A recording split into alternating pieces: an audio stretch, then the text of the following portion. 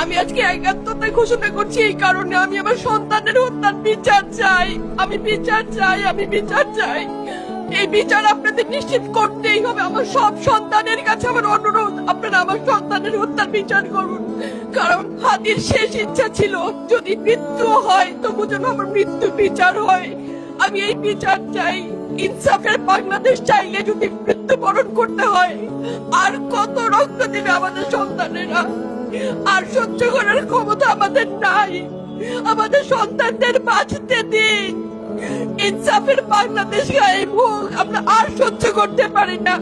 প্রশাসনের কাছে, সবার কাছে একটাই মাত্র অনুরোধ, আমাদের বাচ্চাদের বাঁচতে দিন, আমাদের ইনসাফের বাংলাদেশ দিন। কথা বলার শক্তি আমার নাই, আমার চোখ ভরে আসছে। আমি সহ্য করার শক্তি আমাদের নাই। আমাদের বাচ্চাদের বাঁচতে দিন। প্রশাসন সজাগ হবে কবে? আর কত মৃত্যু আমার বাচ্চাদের দেখতে হবে? আমি কথা বলতে পারছি না। আপনারা সবাই আমার বাচ্চা হাদির জন্য দোয়া করবেন, আমাদের বাচ্চাদের জন্য দোয়া করবেন, আর ইনসাফের বাংলাদেশ যেন কায়েম হয় সেজন্য দোয়া করবেন। আসসালামু আলাইকুম।